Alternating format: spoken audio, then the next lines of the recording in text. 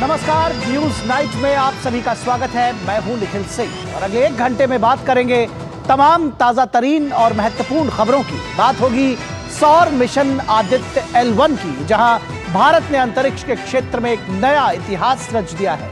साथ ही साथ बात होगी भ्रष्टाचार के खिलाफ सरकार के जीरो टॉलरेंस की पॉलिसी की। जांच एजेंसियां हर मुश्किल को धता बताते हुए भ्रष्टाचारियों के खिलाफ जांच जारी रखे हुए हैं, तो क्यों कुछ राजनीतिक दलों को इससे दिक्कत है, इस पर विस्तार से चर्चा करेंगे अपने खास मेहमानों के साथ।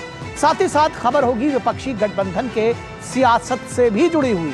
बात करेंगे मौसम की, ठंड से कांप रहे उत्तर भारत को क्या अगले आने वाले कुछ दिनों में राहत मिलने की उम्मीद है, इससे जुड़ी हुई खबर आपको विस्तार से दिखाएंगे।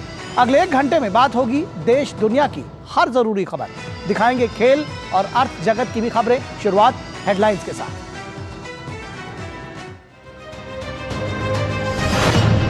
भारत ने अंतरिक्ष के क्षेत्र में रचा नया इतिहास। सौर मिशन आदित्य L1 लैग्रेंजियन बिंदु के अपने गंतव्य स्थान पर पहुंचा। प्रधानमंत्री नरेंद्र मोदी ने भारत की इस उपलब्धि पर देशवासियों को दी बधाई। कहा, उपलब्धि हमारे वैज्ञानिकों के अथक समर्पण का प्रमाण।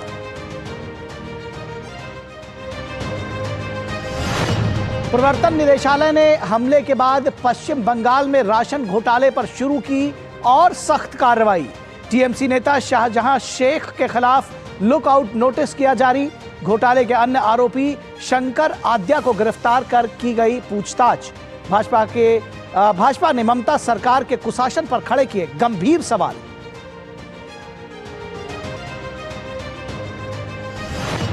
महादेव बेटिंग ऐप मामले में फिर नाम सामने आने के बाद भाजपा के निशाने पर आए छत्तीसगढ़ के पूर्व मुख्यमंत्री भूपेश बघेल।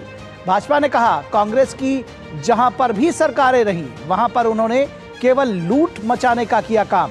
कांग्रेस ने कहा, आरोपी ने खुद को बचाने के लिए लिया भूपेश बघेल का नाम। उपराष्ट्रपति जगदीप धनखड़ ने कहा, अमृतकाल में प्रधानमंत्री ने भारत की ठोस नींव डाली। हिमाचल प्रदेश के हमीरपुर में एक से श्रेष्ठ कार्यक्रम को किया संबोधित। कहा, भारत दुनिया की नजर में उभरता हुआ देश नहीं, बल्कि बहुत उभरा हुआ देश। सूचना और प्रसारण मंत्री अनुराग सिंह ठाकुर भी रहे मौजूद। विदेश मंत्री डॉक्टर एस जयशंकर ने केरल के तिरुवनंतपुरम में विकसित भारत संकल्प यात्रा को किया संबोधित। कहा, पिछले 10 वर्षों में केंद्र सरकार ने देश के सभी लोगों की बुनियादी जरूरतों को किया पूरा। मोदी की गारंटी को देश में ही नहीं बल्कि विदेशों में भी माना जाता है भरोसेमंद। 14 जनवरी से शुरू हो रही कांग्रेस नेता राहुल गांधी की भारत जोड़ो न्याय यात्रा में इंडी गठबंधन के नेताओं के शामिल होने पर संशय बरकरार।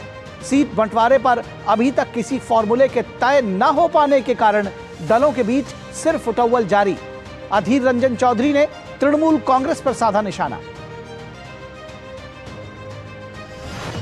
और भाजपा पंजाब, हरियाणा, चंडीगढ़, दिल्ली और राजस्थान में अगले 2 दिन के दौरान ठंड की भीषण स्थिति बने रहने का अनुमान। मौसम विभाग ने कहा, इन क्षेत्रों में न्यूनतम तापमान 6 से 9 डिग्री सेल्सियस के बीच रहेगा। तमिलनाडु, केरल और लक्षद्वीप में अगले 4 से 5 दिनों के दौरान हल्की बारिश होने का अनुमान।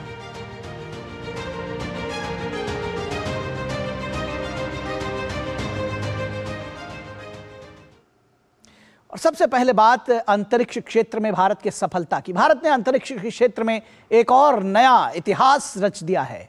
सौर मिशन आदित्य L1 लैग्रेंजियन बिंदु के अपने गंतव्य स्थान पर पहुंच गया है।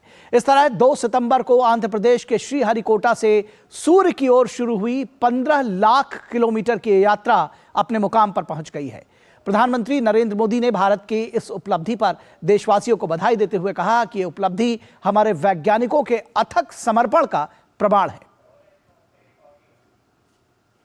भारत ने अंतरिक्ष के क्षेत्र में बड़ी उपलब्धि हासिल कर पूरे वैश्विक जगत को अपनी ताकत का एहसास कराया। ये पहले सौर अनुसंधान उपग्रह आदित्य L1 को L1 पॉइंट की कक्षा में सफलतापूर्वक स्थापित करने पर संभव हो पाया है। इस तरह 2 सितंबर को आंध्र प्रदेश के श्रीहरिकोटा से सूर्य की ओर शुरू हुई 15 लाख किलोमीटर की ये यात्रा अपने मुकाम पर पहुंच गई है। प्रधानमंत्री नरेंद्र मोदी ने इस बड़ी उपलब्धि पर देशवासियों को बधाई दी है। उन्होंने अपने संदेश में कहा है कि भारत ने एक और उपलब्धि हासिल की। भारत की पहली सौर वेधशाला आदित्य L1 अपने गंतव्य पर पहुंच गई है। ये सबसे जटिल और पेचीदा अंतरिक्ष अभियानों को साकार करने में हमारे वैज्ञानिकों के अथक समर्पण का प्रमाण है। मैं इस असाधारण उपलब्धि की सराहना करने में राष्ट्र के साथ शामिल हूं। हम मानवता के लाभ के लिए विज्ञान की नई सीमाओं को आगे बढ़ाना जारी रखेंगे। आदित्य L1 सूर्य की परिधि, इसकी ऊष्मा और पृथ्वी पर इसके प्रभाव के अध्ययन करने में सहायक होगा। L1 अर्थात लैंगेरियन पॉइंट उस स्थान को कहा जाता है जहां सूर्य और पृथ्वी का गुरुत्वाकर्षण बल एक समान होता है। L1 से सूर्य को ग्रहण काल में भी देखा जा सकता है। श्रीहरिकोटा से प्रक्षेपित किए जाने के बाद से अब तक आदित्य L1 को 4 बार पृथ्वी की अलग अलग कक्षाओं में स्थापित किया गया। उससे जो फायदा होगा कि इस सिर्फ इंडिया के लिए नहीं, इस फायदा तो पूरा नेशंस के लिए होगा। इसमें जो पेलोड्स है, 7 पेलोड्स होते हैं, सभी हमने बनाया, भारत में ही बनाया। हमारे इंस्टीट्यूशंस और इंस्टीट्यूट्स और इसरो के सभी साइंटिफिक ऑर्गन लैब्स जिन्हें जुड़ा के सभी इंस्ट्रूमेंट्स को बनाया, कैलिब्रेट किया, मैन्युफैक्चर किया। केंद्रीय विज्ञान एवं प्रौद्योगिकी राज्य मंत्री डॉक्टर जितेंद्र सिंह ने भारत की इस उपलब्धि पर खुशी व्यक्त की है। उन्होंने कहा है कि भारत के लिए ये साल शानदार रहा। जहां तक टीम इसरो का संबंध है, एक के बाद एक ये तीसरा ऐसा कीर्तिमान है जो उनके द्वारा स्थापित किया गया। पहला चंद्रयान 3 जो विश्व में चंद्रमा के सदर्न पोल पर पहुंचने वाला पहला मिशन था, और अब ये आदित्य L1 जो सूरज के रहस्यों को खोजेगा, वो रहस्य जिनके बारे में या तो समझा नहीं गया या उनके आगे पीछे लोक कथाएं बनी रही। और चंद्रयान 3 की तरह इस मिशन से भी जो हमें जानकारियां उपलब्ध होंगी वो विश्व के दूसरे देशों के लिए भी काम में आएंगी। आदित्य L1 सूर्य का अध्ययन करने वाला मिशन है। इसरो ने इसे पहला अंतरिक्ष आधारित वेधशाला श्रेणी का भारतीय सौर मिशन कहा है। आदित्य L1 का प्रक्षेपण 2 सितंबर 2023 को किया गया था। भारत का आदित्य L1 अभियान सूर्य के अदृश्य किरणों और सौर विस्फोट से निकली ऊर्जा के रहस्यों को सुलझाएगा। ब्यूरो इनपुट्स के साथ आयशा खानम की रिपोर्ट, DD न्यूज। और अब बात करेंगे भ्रष्टाचार के खिलाफ सरकार के जीरो टॉलरेंस की पॉलिसी की। जांच एजेंसियां हर मुश्किल को धता बताते हुए भ्रष्टाचारियों के खिलाफ जांच जारी रखे हुए हैं। ईडी टीम पर हमले के बावजूद भी फरार टीएमसी नेता शेख शाहजहां के खिलाफ लुकआउट नोटिस जारी कर दिया गया है। वहीं ईडी की टीम पर हमले के दूसरे दिन भी पश्चिम बंगाल की ममता बनर्जी सरकार सभी के निशाने पर रही। पश्चिम बंगाल में हमले और विरोध का सामना करने वाली जांच एजेंसियां भ्रष्टाचार के खिलाफ अपनी लड़ाई को जारी रखे हुए हैं। शुक्रवार को राशन घोटाले में जांच के लिए पहुंची ईडी टीम पर हमले के बावजूद भी फरार टीएमसी नेता शाहजहां के खिलाफ लुकआउट नोटिस जारी कर दिया गया है। इस बीच ईडी ने पश्चिम बंगाल के उत्तरी 24 परगना जिले में भीड़ के हमले में निदेशालय के 3 अधिकारियों के गंभीर रूप से घायल होने पर सख्त कार्रवाई की है। उन पर यह हमला राशन वितरण घोटाले के सिलसिले में तृणमूल कांग्रेस नेता शेख शाहजहां के घर पर छापे की कार्रवाई के दौरान हुआ था। प्रवर्तन निदेशालय ने पश्चिम बंगाल में सार्वजनिक वितरण प्रणाली में घोटाले के सिलसिले में राज्य पुलिस द्वारा दर्ज प्राथमिकियों के आधार पर इस घोटाले की जांच शुरू की थी। निदेशालय को जांच के दौरान कई लोगों के पास अनाधिकृत राशन कार्ड मिले थे जो धान की फर्जी खरीद में शामिल थे। ईडी टीम पर हमले के दूसरे दिन भी पश्चिम बंगाल की ममता सरकार सभी के निशाने पर रही। सरकारी एजेंसी अपने काम करते हैं, उनको निर्विघ्न काम करने देना चाहिए। दुर्भाग्य से कुछ इलाका में जो लोग अकंठ भ्रष्टाचार से डूबे हुए हैं, जिनको कानून को कोई सम्मान नहीं है, जो जेल जाने की जिनके मन में डर है, वो एजेंसियों के खिलाफ बोलते हैं, एजेंसियों के ऊपर हमला करते हैं। इसको कहते हैं चोरी और सीना चोरी। सभी जगह पैसे पकड़ा रहे, 5 करोड़ 50 करोड़ 100 करोड़ 200 करोड़ पकड़ा रहे, स्कैम पे स्कैम कर रहे हैं, गरीबों का चावल भी बेच दे रहे हैं, कट मनी सट मनी इसका जो है बंगाल में आपको पता है कैसा है। उसी तरह से तमिलनाडु में आपने देखा कि ईडी के अधिकारियों के ऊपर ही करप्शन का चार्ज लगा दिया। तो पूरे जितने भ्रष्टाचारी हैं वो सभी परेशान हो गए हैं। माननीय मोदी जी का जो ना खाऊंगा ना खाने दूंगा का जो नारा है वो सक्सेसफुल नारा हो रहा है और उस पर जनता उनको समर्थन दे रही है। इस कारण से ये समस्या चल रही है। वहीं टीएमसी पूरे प्रकरण के बाद डैमेज कंट्रोल में जुट गई है। उन्हें सबसे ज्यादा चुनौती अपने ही इंडी गठबंधन के सदस्यों से मिल रही है, जो ममता सरकार पर लगातार हमले को जारी रखे हुए हैं। State police is always there to cooperate with investigation. So, instead of informing state after the incident, it was good, it could have been good that they informed state before their operation. This is the main point. अगर ED को पीट के मार के धक्का मार के और ईडी के खिलाफ केस दर्ज करके ईडी को घुसने की इजाजत नहीं दिया जाएगा तो इस तरीके की जो धांधली हो रहे हैं, जो भ्रष्टाचार हो रहे हैं, उसका तब्दील कैसे होगी ये सबको मालूम हो चुके हैं और ये सबको इस विषय पे गहन अध्ययन करना चाहिए और गहन तरीके से सोचना चाहिए। राशन घोटाले में ईडी के जांच का दायरा काफी व्यापक है। ईडी ने चर्चित राशन घोटाले में टीएमसी नेता और बोनगांव नगर पालिका के पूर्व अध्यक्ष शंकर आध्या को गिरफ्तार किया है। शंकर आध्या को बंगाल के उत्तर 24 परगना से गिरफ्तार किया गया। ईडी की एक टीम शुक्रवार को शंकर आध्या की ससुराल में ईडी ने करीब 17 घंटे छापेमारी की, जिसके बाद शुक्रवार देर रात टीएमसी नेता शंकर आध्या को गिरफ्तार कर लिया गया। वो पूर्व खाद्य मंत्री ज्योति प्रिय मलिक के करीबी माने जाते हैं। शंकर आध्या को ले जाते समय केंद्रीय बलों और ईडी की टीम को काफी विरोध का सामना करना पड़ा। ब्यूरो इनपुट के साथ प्रसन्नजीत बख्शी की रिपोर्ट, डीडी न्यूज।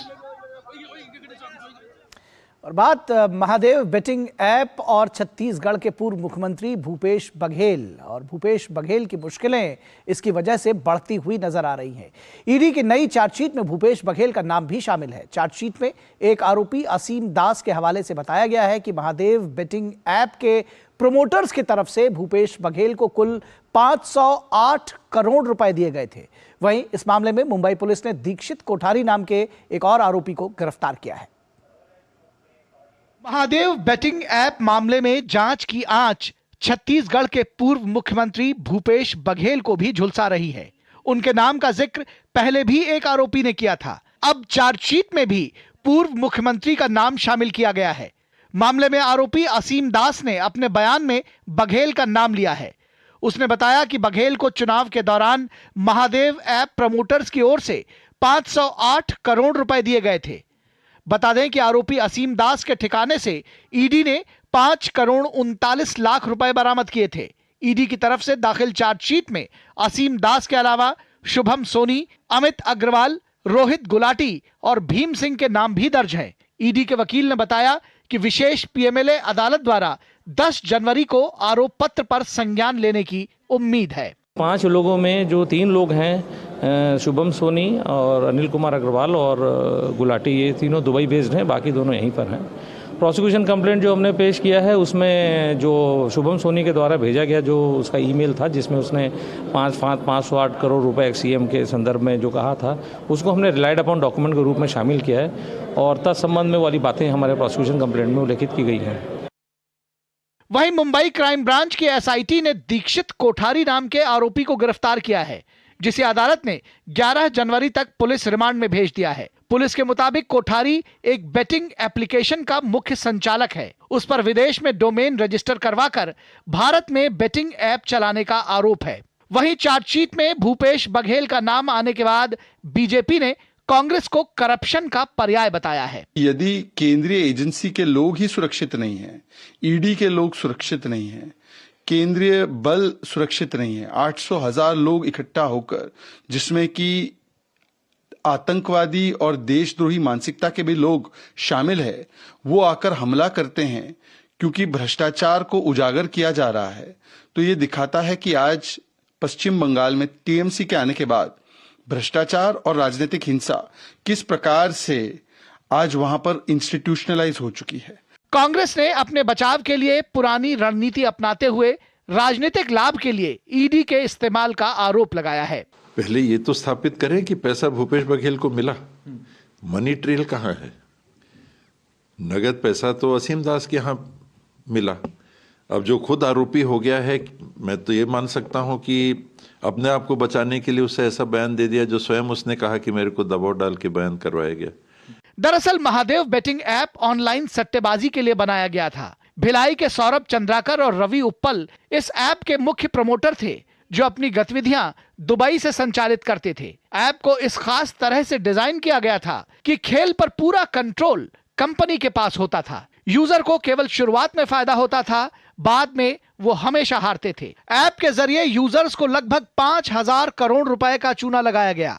विशेष बात है कि अवैध गतिविधियों के लिए सबसे ज्यादा बैंक खाते छत्तीसगढ़ में ही खुले और इस पूरे खेल में छत्तीसगढ़ पुलिस की मिलीभगत रही। पूरे खेल को राजनीतिक आकाओं के जरिए संरक्षण मिलने का आरोप लगा। गिरफ्तारियों के बाद पता चला कि बड़ी मात्रा में धन विधानसभा चुनावों में इस्तेमाल के लिए लाया गया और भूपेश बघेल पर इस खेल में शामिल होने का आरोप लगा। Bureau report, DD news. तो निश्चित तौर पर भ्रष्टाचार के खिलाफ जब जांच एजेंसियां सक्रिय होती हैं तो तमाम सवाल उठाए जाते हैं, तमाम सियासत होती है। और आज का हमारा जो विशेष है वो भी यही है जिस पर हम चर्चा करेंगे। आज का हमारा विशेष है भ्रष्टाचार पर वार, सियासत क्यों। आखिर इस पर सियासत क्यों हो रही है जब भ्रष्टाचार पर कोई वार किया जा रहा है, भ्रष्टाचार के खिलाफ जांच की जा रही है, तो अपने अपने हिसाब से सियासत की जा रही है। और आज का हमारा विशेष यही है, भ्रष्टाचार पर वार, सियासत क्यों।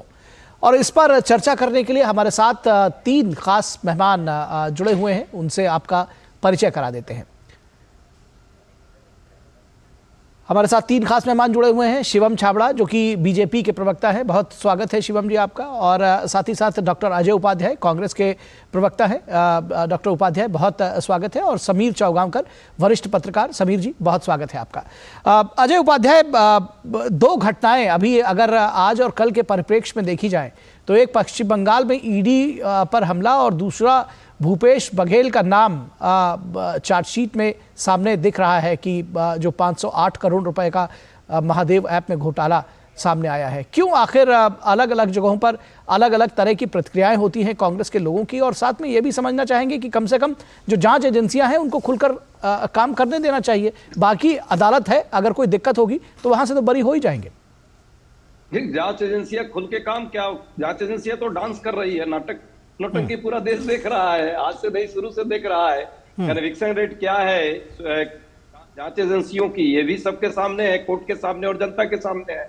आपके माध्यम से जनता को ये सूचना भी मिल ही रही है कि 0.05% का भी कन्विक्शन रेट नहीं है। और जिस तरह से पिछले 8-9 साल में इस सरकार ने इन जांच एजेंसियों का इसकी जो पारदर्शिता है उसको खत्म करके और किस तरह से पक्षता पूर्ण करके अपना ईडी और सीबीआई को जो है कहीं ना कहीं अपना इलेक्शन मैनेजमेंट का टूल्स बना दी, इसके कारण जो है कहीं ना कहीं इसकी विश्वसनीयता पर और इसकी पारदर्शिता पर प्रश्न आया है।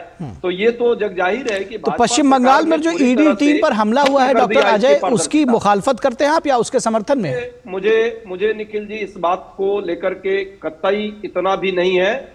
आज के समय में किसी भी व्यक्ति के साथ किसी भी स्तर पर कोई भी हिंसा होती है तो निंदनीय है। कोई भी व्यक्ति को हिंसा का रास्ता नहीं अपनाना है। ये देश गांधी का है और हम गांधीवादी लोग हैं। लेकिन ये बात सच है कि ईडी सीबीआई के जो रवैये हैं, जब आप किसी को जाकर के उसके पूरे परिवार और उसके पूरी छवि को बिगाड़ करके गलत तथ्यों के साथ उनको अरेस्ट करते हैं तो उसकी पूरी परिवार और उसके पूरे खानदान जो है कहीं ना कहीं प्रभावित होता है और कई जनरेशन प्रभावित होता है। बेशक बाद में कोर्ट जो है उसको माफी भी देता है और कोर्ट जो है उसको राहत भी देता है और खत्म भी करता है उस केस को। तो ये जो छवि बिगाड़ने का और एक खानदान के साथ एक कहीं ना कहीं पूरी तरह से देश में अपराध करने का काम यदि इस देश की एजेंसियां कर रही है तो ये दुर्भाग्यपूर्ण है। लेकिन कोई भी यदि किसी भी तरह का अटैक करे तो मुझे लगता है कि ये वाजिब नहीं है, उसकी भी जांच करा लेनी चाहिए सरकार को। यदि कोई ऐसा कर रहा है तो उचित नहीं है। पर सच है कि जैसे शिवम छाबड़ा से जवाब ले लेते हैं। ठीक है, आपका पॉइंट आ गया। मैं बात करता हूँ, 10 सेकंड में खत्म कर दूंगा। भूपेश बघेल जी वाली जो इशू पर जो आप चर्चा कर रहे हैं, पूरा देश देखा है चुनाव के वक्त, चुनाव के साथ क्या क्या हुआ। एक भी वो ऐप आज तक क्यों नहीं बैन हुआ? जब यदि वो ऐप गलत है पहले तो उसको बैन करना चाहिए। भारत सरकार को बैन करना है। 2023 जून में ही हमने ये डिमांड की हमने जब छापा परवाया आप ही के इस नोएडा, दिल्ली और नोएडा एनसीआर में, तो सरकार जो है रोक लगा दी। यूपी में तो किसकी है सरकार, पुलिस को नहीं जाने दी इन छापा मारने वालों के, जिनके घर हम जाकर के छापा मारना चाहते थे। तो वहां पे दोहरा चरित्र नहीं हो सकता। एक तरफ ठीक है, जवाब ले लेते हैं, जवाब ले लेते हैं शिवम छाबड़ा से। ठीक है, जवाब ले लेते हैं शिवम ठीक है, शिवम छाबड़ा से जवाब ले लेते हैं। शिवम छाबड़ा जी, एक तो ये कह रहे हैं कि कन्विक्शन रेट नहीं है और ये जो जांच एजेंसियां हैं ये परेशान करने के लिए, छवि धूमिल करने के लिए जानबूझकर इस्तेमाल किया जा रहा है। यही भूपेश बघेल के मामले में किया जा रहा है और यही जो दूसरे मामले हैं उसमें।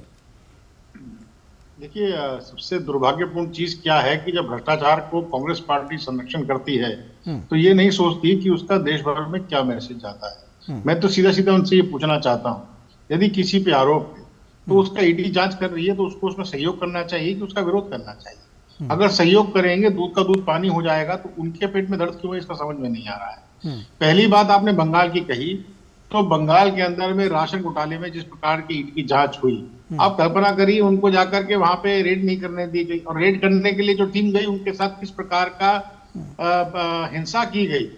आप उस बात का अंदाजा लगा सकते हैं कि बंगाल के अंदर में जंगल राज है, वहां कानून का शासन नहीं है। मुख्यमंत्री के संरक्षण में, वहां की मुख्यमंत्री के संरक्षण में लोग बेलगाम हैं। इस बात का संरक्षण दे रही हैं कि उनके मंत्री, उनके विधायक, उनके नेता लगातार भ्रष्टाचार को संरक्षित कर रहे हैं। इससे दुर्भाग्यपूर्ण स्थिति हो नहीं सकती निखिल भाई। और मुझे लगता है कि शायद अधीर बाबू ने भी शायद जिस बयान को जो बयान दिया है, अजय बाबू उसको कैसे डिफेंड कर रहे हैं मुझे नहीं पता, लेकिन अधीर बाबू ने भी इस बात को स्वीकार किया है कि कानून का कोई शासन पश्चिम बंगाल में नहीं।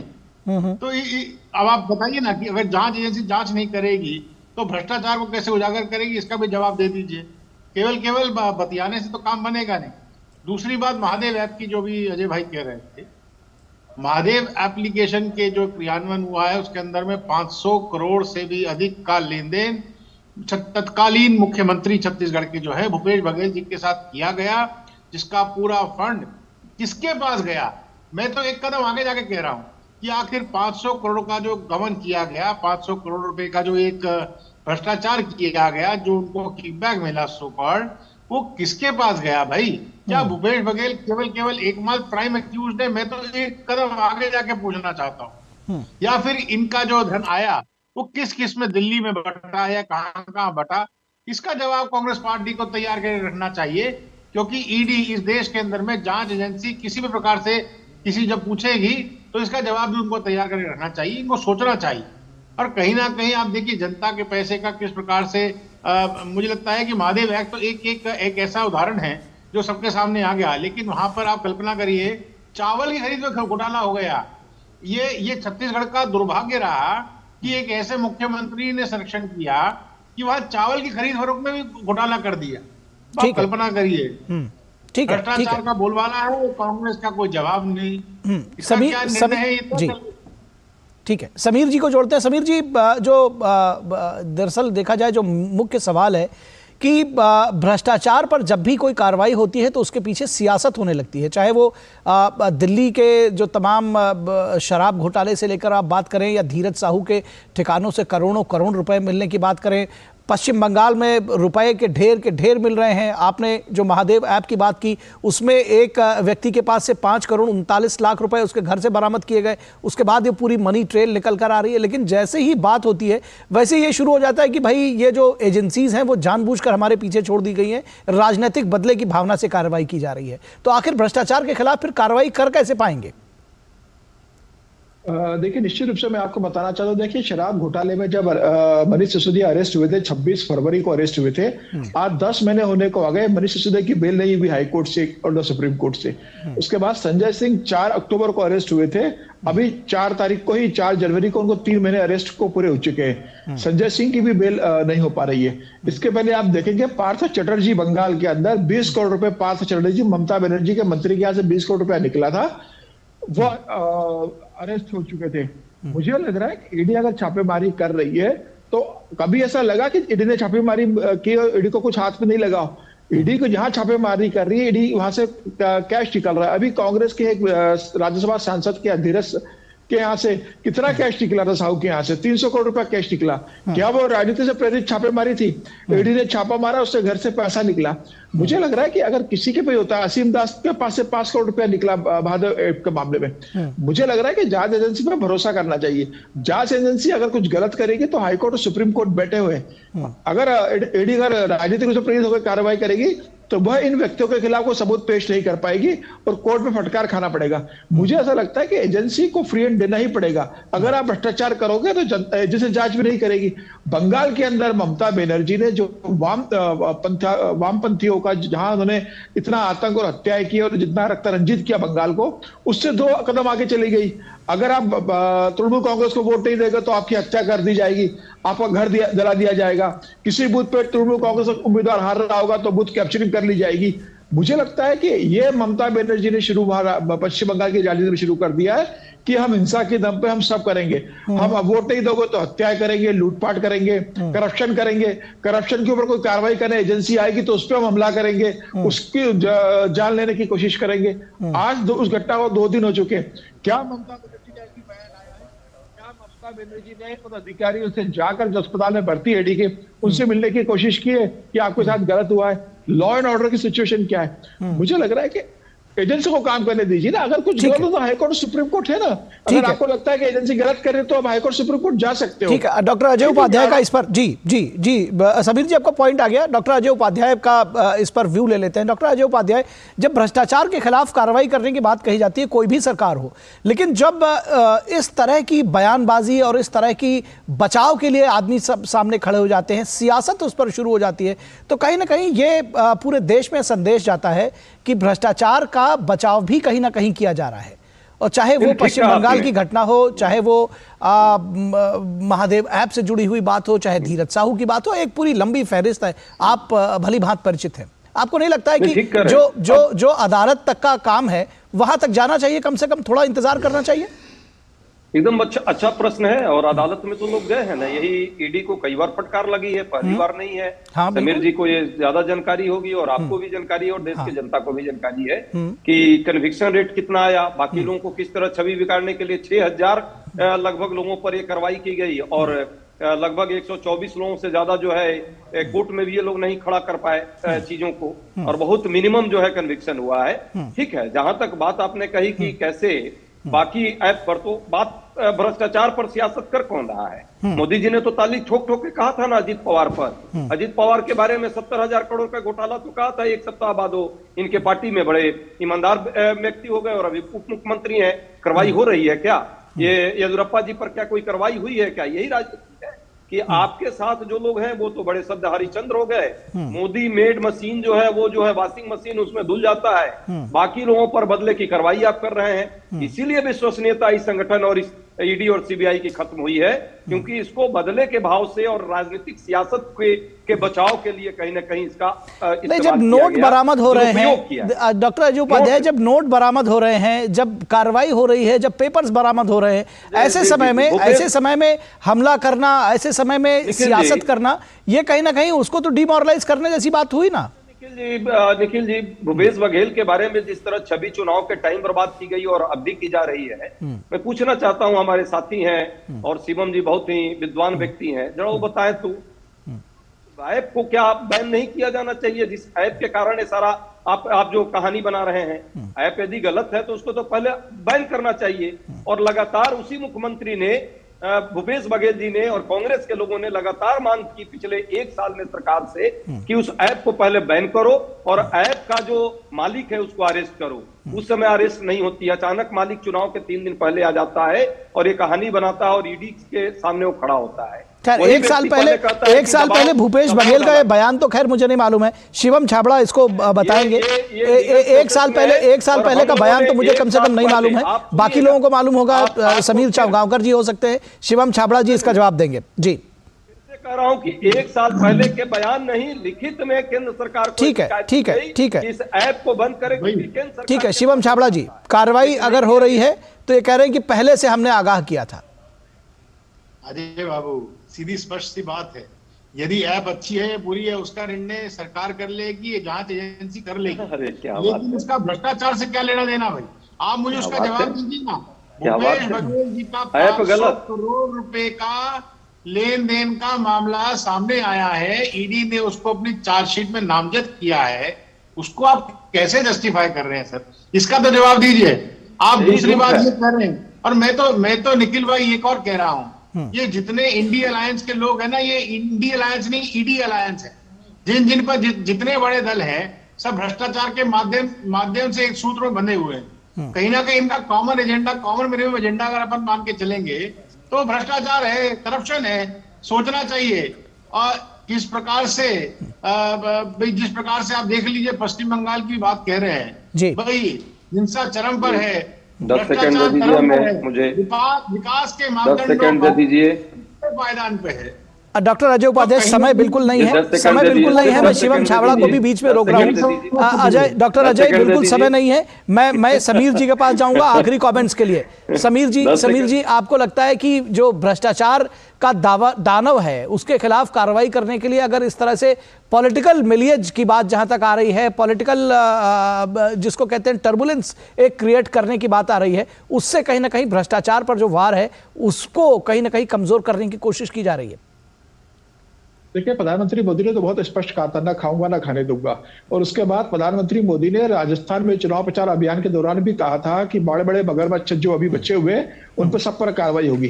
तो मुझे लग रहा है कि केंद्रीय एजेंसियां क्या कर रही है, लेकिन भारतीय जनता पार्टी को मुझे ऐसा लगता है कि ये देखना चाहिए कि ऐसे जो भ्रष्टाचारी लोग रहे महाराष्ट्र में, दूसरे अंदर राज्यों में, उन्हें भी अपने साथ जोड़ने से थोड़ा परहेज करना चाहिए। क्योंकि अगर आप भ्रष्टाचार पर कार्रवाई कर रहे हो तो किसी भ्रष्टाचार पर आरोप लगे तो उससे अगर भारतीय जनता पार्टी दूरी बनाएगी तो मुझे लगता है भारतीय जनता पार्टी की छवि के लिए भी ज्यादा अच्छा होगा। हालांकि ये सही है कि अगर केंद्रीय एजेंसी कार्रवाई कर रही है तो इससे सभी दलों का स्वागत करना चाहिए। और दूध का दूध, पानी का पानी तो हाईकोर्ट में और सुप्रीम कोर्ट में होना ही है। केंद्रीय एजेंसी को सब पेश करना पड़ेगा। पूरे देश के राजनीतिक दलों को मिलकर भ्रष्टाचार के खिलाफ कार्रवाई में एक साथ आना चाहिए और मुझे लगता है तभी यह कार्रवाई सारी सार्थक होगी। आपकी जो बात है लास्ट पॉइंट की, सभी दलों को एक मिलकर कम से कम भ्रष्टाचार के खिलाफ आना चाहिए। 75 वर्षों से यह भ्रष्टाचार जो है वो विकास पे एक बड़ा बाधक रहा है। सभी दलों को एक साथ आना चाहिए। डॉक्टर अजय उपाध्याय कुछ कहना चाह रहे हैं, हम अगली बार फिर इस चर्चा में आपको जरूर शामिल करेंगे। आज हमारे पास वक्त बस इतना ही है। डॉक्टर अजय, आपका बहुत शुक्रिया। शिवम छाबड़ा जी, आपका शुक्रिया। समीर जी, आपका भी शुक्रिया इस चर्चा में जुड़ने के लिए। और यहां रुकेंगे एक छोटे से ब्रेक के लिए, कहीं मत जाइएगा, जल्द हाजिर होंगे। हेलो बेटा। पापा कब आओगे? मिस्टर विकास के साथ कौन है? बस बेटा थोड़ी देर और। वो मिस्टर विकास की फाइल आप पॉलिसी बाजार। मैम, आपका हेल्थ इंश्योरेंस क्लेम अप्रूव हो गया है, अब आप सर को घर ले जा सकती हैं। क्लेम के टाइम पे हमेशा आपकी हेल्थ को तैयार। पॉलिसी बाजार, 1 करोड़ का हेल्थ इंश्योरेंस सिर्फ 390 रुपए महीने से शुरू। अभी नहीं करना मतलब? मुझे नहीं करना दूसरा बच्चा अभी। अरे पर क्यों नहीं करना, बताओ। आज रेडियो पे बता रहे थे कि पहले और दूसरे बच्चे के बीच अंतर रखना कितना जरूरी है। माँ बस हर 3 महीने में गर्भ निरोधक टीका लगवा ले। पर अंतर काहे रखना है? बच्चों के भविष्य के लिए। आगे जाके बच्चा कितना होनहार होगा ये पहले 2 साल में ही तय हो जाता है, क्योंकि बच्चे का 80% मानसिक विकास इसी समय में होता है। बताओ।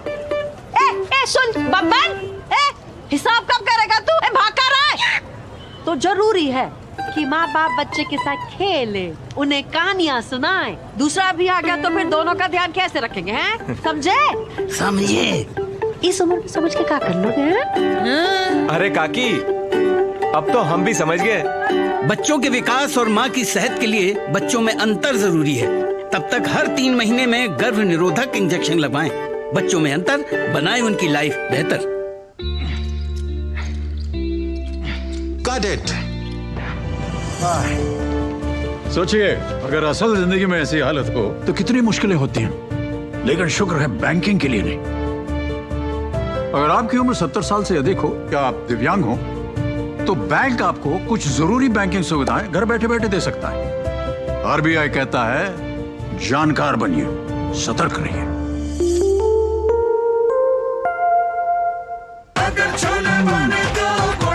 गोल्डी छोले मसाले, जहाँ जाए रिश्ते बनाए, जहाँ जाए रिश्ते बनाए, गोल्डी मसाले। लाइफ में फाइनेंशियल आजादी के लिए एनपीएस जरूरी है। रिटायरमेंट में फाइनेंशियल आजादी रहे जारी, एनपीएस से आज ही करे तैयारी। एनपीएस जरूरी है। माँ, ये खीर किसके लिए? आज तेरे दादाजी का जन्मदिन है। उनके लिए। तो मैं दादाजी को क्या दूं? अपना मोबाइल फोन देना। ये क्या कर रही है? दादाजी के लिए आयुष्मान कार्ड बना रही हूँ। घर बैठे? हाँ। आयुष्मान ऐप पर जाकर अपना या परिवार के सदस्य का नाम लाभार्थी सूची में ढूंढें, आधार, OTP या फेस ऑथ द्वारा ऑथेंटिकेट करें, डिटेल्स भरें, अब मोबाइल से फोटो खींचकर अपलोड करें। दादाजी ये लीजिए अपना आयुष्मान कार्ड। ये उपहार तो जीवन भर काम आएगा। और एक प्रकार से PM जय अब गरीबों की जय बन गई है। 5 लाख तक के मुफ्त उपचार की गारंटी, स्वास्थ्य का वरदान आयुष्मान। जनजातीय गौरव दिवस पर माननीय प्रधानमंत्री श्री नरेंद्र मोदी ने की PM आदिवासी न्याय महाअभियान यानी PM जनमन की शुरुआत। 24,104 करोड़ रुपए से 28 लाख आदिवासियों को अब मिलेगा अनेक सरकारी योजनाओं के लाभ के साथ साथ अपने सपनों का पक्का घर, पक्की सड़क, बिजली, नल से जल और आयुष्मान भारत के तहत मुफ्त इलाज की सुविधा।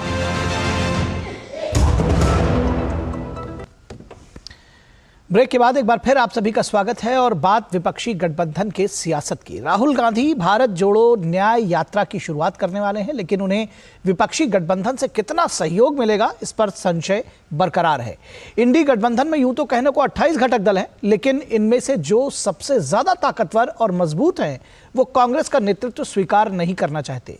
घटक दलों में कौन कितनी सीटों पर लोकसभा चुनाव लड़ेगा इस पर भी अब तक कोई सहमति बनती हुई नहीं दिखी है। अलबत्ता इस गठबंधन में अब टूट के आसार जरूर नजर आने लगे हैं।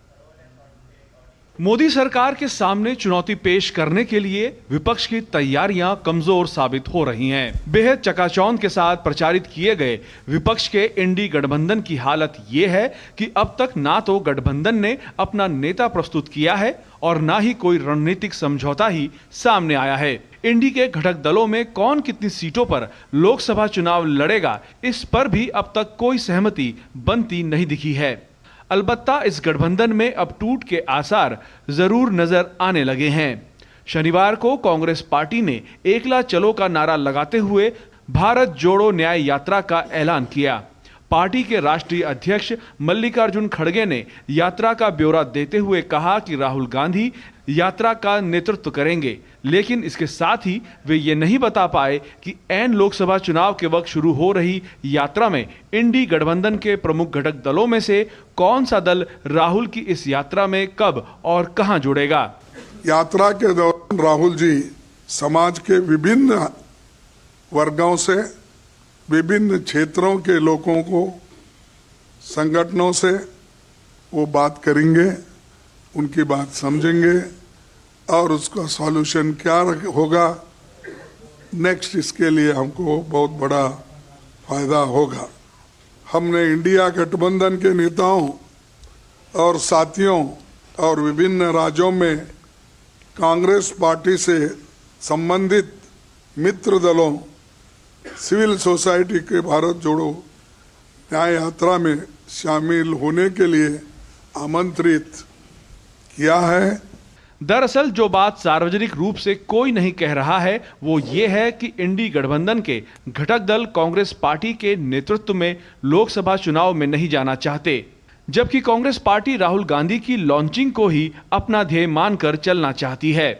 यही वजह रही कि सबसे पहले आम आदमी पार्टी ने इंडी गठबंधन में विरोध का मोर्चा खोलते हुए साफ कह दिया था कि दिल्ली और पंजाब में वो अकेले ही लोकसभा चुनाव लड़ेगी। कांग्रेस पार्टी को ऐसा ही झटका बंगाल में भी लगा है, जहां ममता बनर्जी ने कांग्रेस को एक भी सीट न देने का ऐलान किया था। शायद यही वजह है कि कांग्रेस के दिग्गज नेता अधीर रंजन चौधरी ने बंगाल में टीएमसी सुप्रीमो ममता बनर्जी पर हमले तेज कर दिए हैं। हम बंगाल में चाहते हैं कम से कम जिस इलाका में इस तरह की घटना घटी है वहां डिस्टर्ब एरिया एक्ट के तहत इसके खिलाफ और इस जगह के खिलाफ कड़ी से कड़ी कदम उठाना चाहिए। वहीं इंडी गठबंधन के चाणक्य और चंद्रगुप्त बनने की कोशिश कर रहे नीतीश कुमार के तेवर भी ढीले नहीं हुए हैं। बिहार में चर्चा आम है कि नीतीश के खिलाफ आरजेडी और कांग्रेस के षड्यंत्र की पोल खुलने के बाद से नीतीश की नाराजगी कम नहीं हुई है। पूरे मामले में डिप्टी सीएम तेजस्वी अब सफाई देते नजर आ रहे हैं। हम उप मुख्यमंत्री हैं, वो मुख्यमंत्री हैं, हम लोग मिलकर के सरकार जो है मजबूती के साथ चला रहे हैं, तो हम लोग तो हमेशा मुलाकात करेंगे नहीं करेंगे भाई, कोई अलग बात है क्या? चर्चा तो ये भी है कि उत्तर प्रदेश में समाजवादी पार्टी और तमिलनाडु में डीएमके भी कांग्रेस को उसके मनमाफिक सीटें देने से परहेज कर रही हैं। कुल मिलाकर इंडी गठबंधन में सबसे ज्यादा ताकतवर और मजबूत हैं वो कांग्रेस का नेतृत्व स्वीकारना नहीं चाहते, और एनसीपी और शिवसेना जैसे दल जो कांग्रेस को समर्थन दे रहे हैं वे खुद अपनी सियासी जमीन खो चुके हैं। ब्यूरो रिपोर्ट के साथ देवेंद्र रावत, डीडी न्यूज। और रुकेंगे एक ब्रेक के लिए, कहीं मत जाइएगा, जल्द हाजिर होंगे। अगर छोले बने तो गोल्डी छोले मसाले, जहाँ जाए रिश्ते बनाए, जहाँ जाए रिश्ते बनाए, गोल्डी मसाले। मोदी सरकार की गारंटी, किसानों को हर साल रुपए 6,000, 11 करोड़ 80 लाख किसानों को अब तक 2,60,000 करोड़ रुपए की सहायता। हमारा संकल्प विकसित भारत। लाइफ में फाइनेंशियल आजादी के लिए एनपीएस जरूरी है। रिटायरमेंट में फाइनेंशियल आजादी रहे जारी, एनपीएस से आज ही करें तैयारी। एनपीएस जरूरी है। क्या आपको नींद में परेशानी होती है या आप बीच रात बार बार जगते हैं? टेलीमानस के 14416 पर कॉल करें और हमारे प्रशिक्षित परामर्शदाता आपकी सहायता करेंगे। दादी, आज भी आपकी चाय की दुकान बंद थी? 1 महीने से बीमार हूँ, काम बंद और इलाज का खर्चा अलग। आयुष्मान कार्ड नहीं बनवाया? नाम सुना है, कहाँ बनवाना है, कैसे बनवाना है, इस उम्र में भाग दौड़। कार्ड अभी बन जाएगा। आयुष्मान ऐप पर जाकर अपना या परिवार के सदस्य का नाम लाभार्थी सूची में ढूंढें। आधार, ओटीपी या फेस ऑथ द्वारा ऑथेंटिकेट करें। डिटेल्स भरें। अब मोबाइल से फोटो खींचकर अपलोड करें। बन गया। अब ठीक होकर अपने हाथ की चाय पिला दो। और एक प्रकार से पीएम जय अब गरीबों की जय बन गई है। 5 लाख तक के मुफ्त उपचार की गारंटी, स्वास्थ्य का वरदान आयुष्मान। ब्रेक के बाद एक बार फिर आप सभी का स्वागत है। अपहृत मालवाहक जहाज एमवी लीला नॉरफोक के चालक दल के भारतीय सदस्यों ने उन्हें मुक्त कराने के लिए भारतीय नौसेना को धन्यवाद दिया है। इस जहाज को कल सोमालिया के तट से सुरक्षित निकाल लिया गया था। नौसेना द्वारा जारी किए गए वीडियो में चालक दल के इन सदस्यों को भारत माता की जय का घोष करते और भारतीय नौसेना को धन्यवाद देते हुए देखा जा सकता है। भारतीय नौसेना के समुद्री कमांडो ने कल लाइबेरिया के झंडे वाले अपहृत मालवाहक जहाज एमवी लीला नॉरफोक के चालक दल से 15 भारतीयों सहित 21 सदस्यों को सुरक्षित बचा लिया था। उत्तरी अरब सागर में सशस्त्र समुद्री लुटेरों ने इस जहाज के अपहरण की कोशिश की थी। उपराष्ट्रपति जगदीप धनखड़ ने मालवाहक जहाज के छुड़ाए गए भारतीयों का भी जिक्र किया। उन्होंने मालवाहक जहाज से छुड़ाए गए भारतीय और अन्य लोगों के को बदलते भारत की पहचान बताई। समुद्र में एक विदेशी जहाज को हाईजैक कर लिया गया, उसमें हमारे भारतीय थे। उन भारतीयों को छुटाने के लिए हमारी नेवी की 4 वारशिप गई, सफलतापूर्वक उनको भी छुड़ाया, औरों को भी छुड़ाया। उन लोगों ने सबसे पहले क्या कहा? भारत माता की जय। समुद्र के बीच उनको लगा कि देश का नेतृत्व है, जो 4 नेवी की वारशिप्स को उनको बचाने के लिए तुरंत भेजा गया और सफलता से बचाया गया। यह बदलता हुआ भारत है। वहीं केंद्रीय सूचना और प्रसारण मंत्री अनुराग सिंह ठाकुर ने सोमालिया के तट के करीब एक मालवाहक जहाज में फंसे 15 भारतीय नागरिकों समेत कुल 21 लोगों को सुरक्षित निकालने का श्रेय प्रधानमंत्री नरेंद्र मोदी की सरकार को दिया है।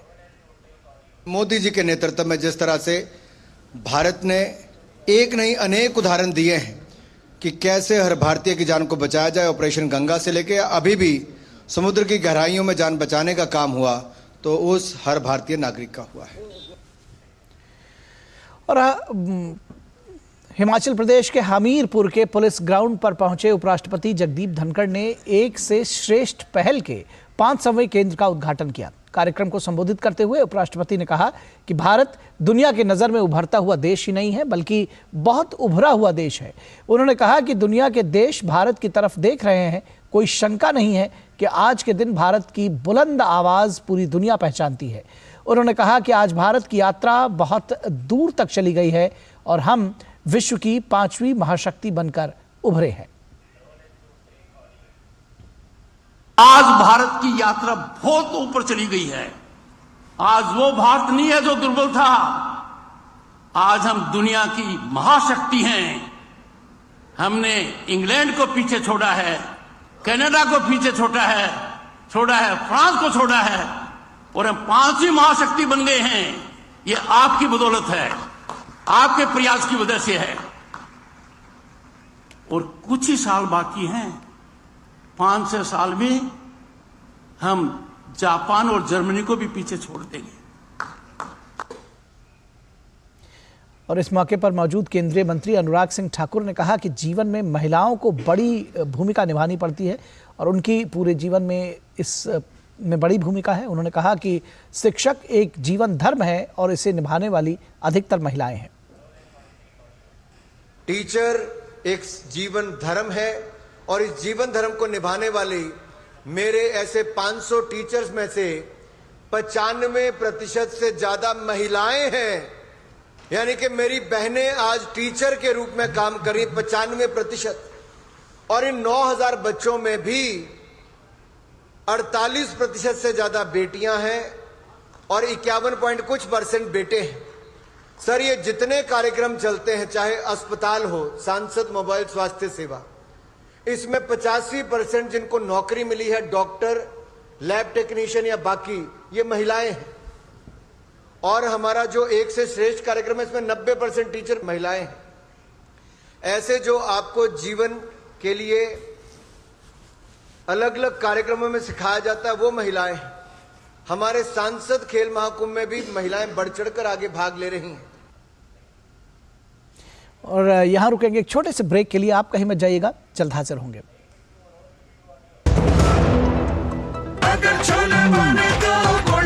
गोल्डी छोले मसाले, जहाँ जाए रिश्ते बनाए, जहाँ जाए रिश्ते बनाए, गोल्डी मसाले। मोदी सरकार की गारंटी, भारत होगा गरीबी मुक्त। 5 सालों में 13 करोड़ 50 लाख लोगों को गरीबी से बाहर निकाला। हमारा संकल्प विकसित भारत। लाइफ में फाइनेंशियल आजादी के लिए एनपीएस जरूरी है। रिटायरमेंट में फाइनेंशियल आजादी रहे जारी, एनपीएस से आज ही करे तैयारी। एनपीएस जरूरी है। जल्दी करो यार, प्लीज जल्दी। दूसरा कोई मैच है क्या? ऐसा ही कुछ है यार, बैंक जाना है दादाजी को लेके। हाँ यार, उम्र होने पर कभी कभी मदद तो लगती है, पर बैंकिंग में नहीं। वैसे भी आरबीआई कहता है सीनियर सिटीजन सबसे पहले। अगर आप 70 साल से ऊपर हैं और आप बैंक नहीं जा सकते तो बैंक आएगा आपके पास जरूरी सेवाएं लेकर, वो भी वाजिब दरों पर। सीनियर सबसे पहले। आरबीआई कहता है जानकार बनिए, सतर्क रहिए।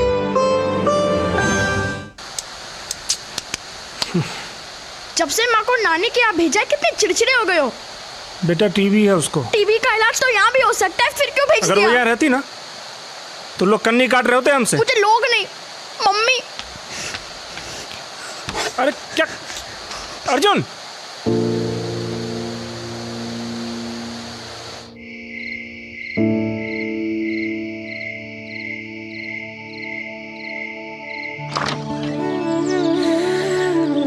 उठेगा तो सरप्राइज देंगे। हाँ? अर्जुन,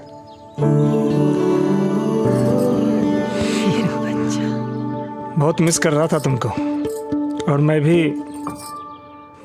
टीवी रिमोट का सर पर समझ नहीं पा रहा था।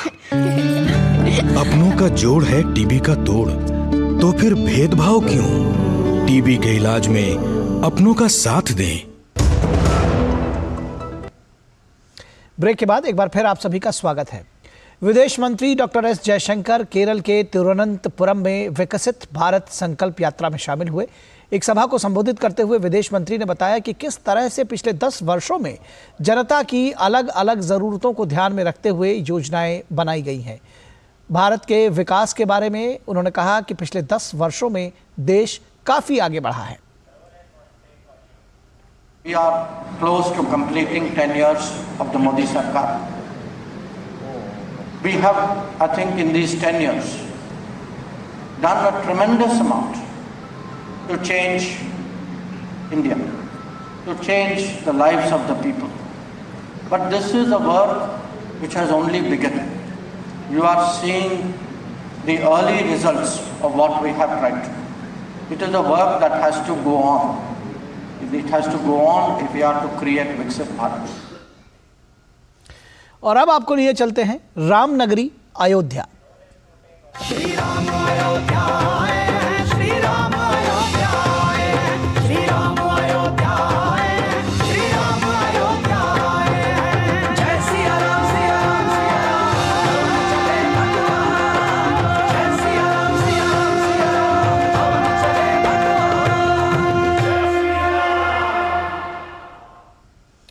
और अयोध्या में भगवान श्री राम का भव्य मंदिर बनकर तैयार है। 22 जनवरी को मंदिर में भगवान श्री राम की और रामलला की प्राण प्रतिष्ठा होनी है।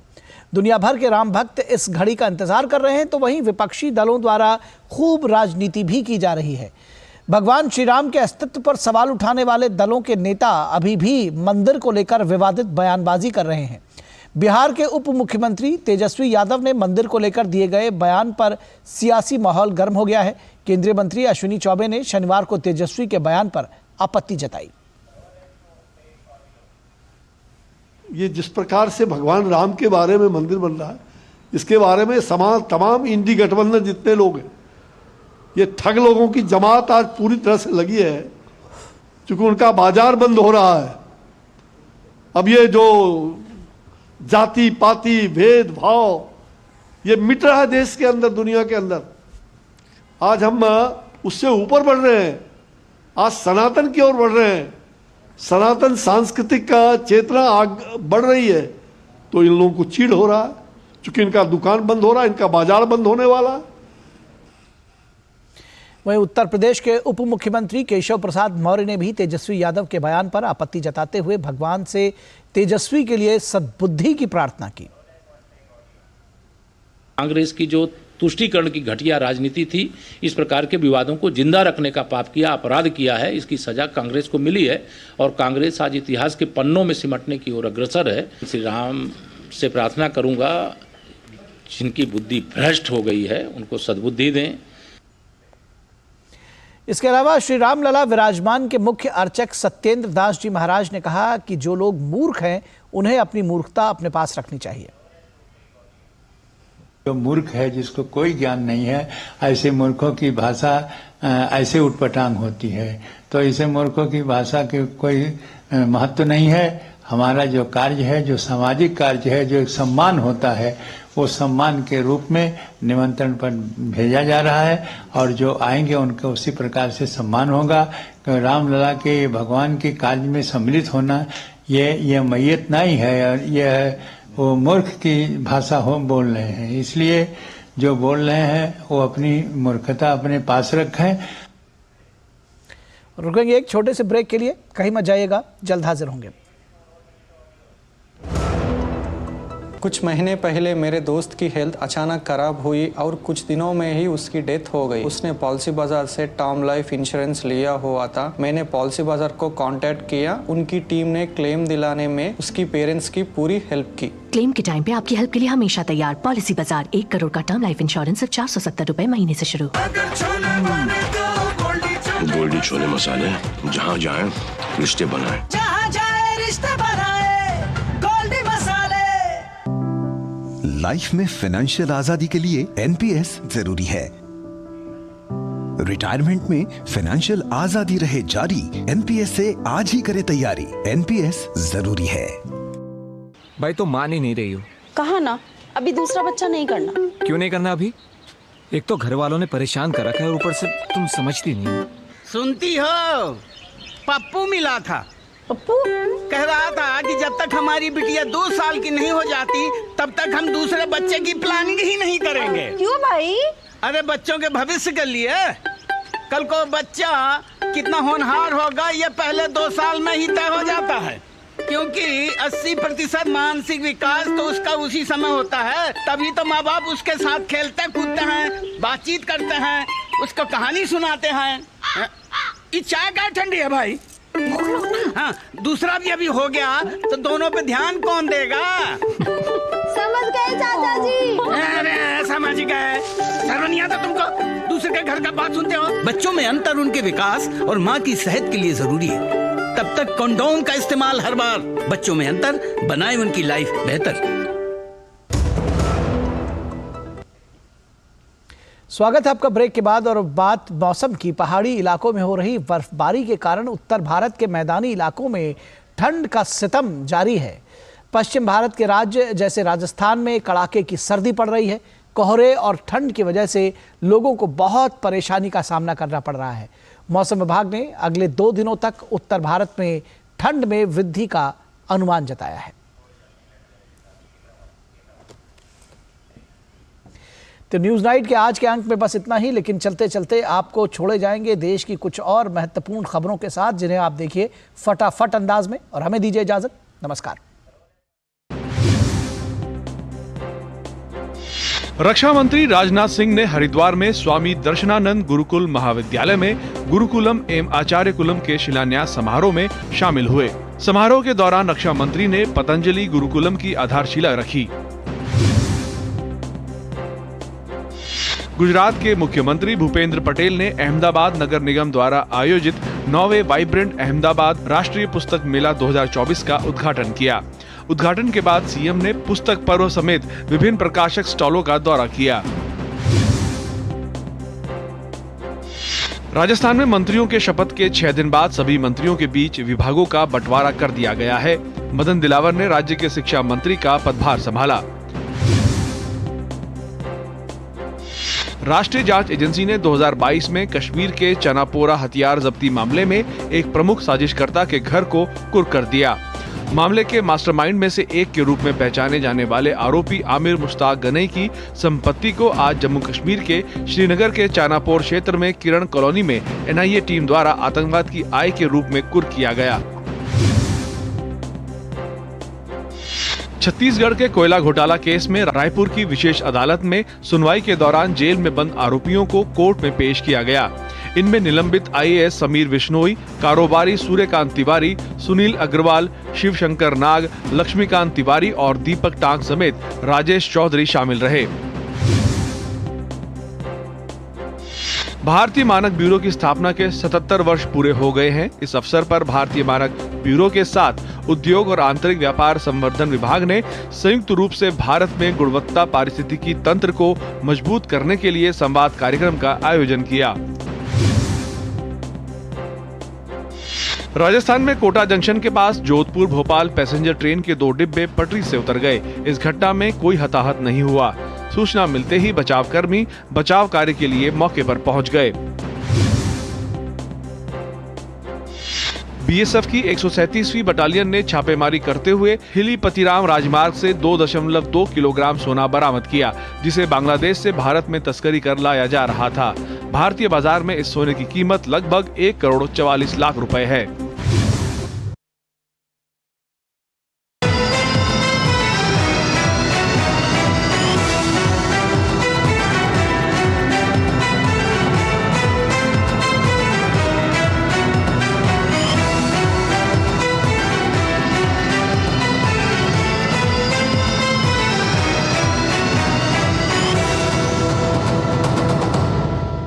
न्यूज़ नाइट के प्रायोजक थे वंडर सीमेंट इस्तेमाल कीजिए, फर्क नजर आएगा।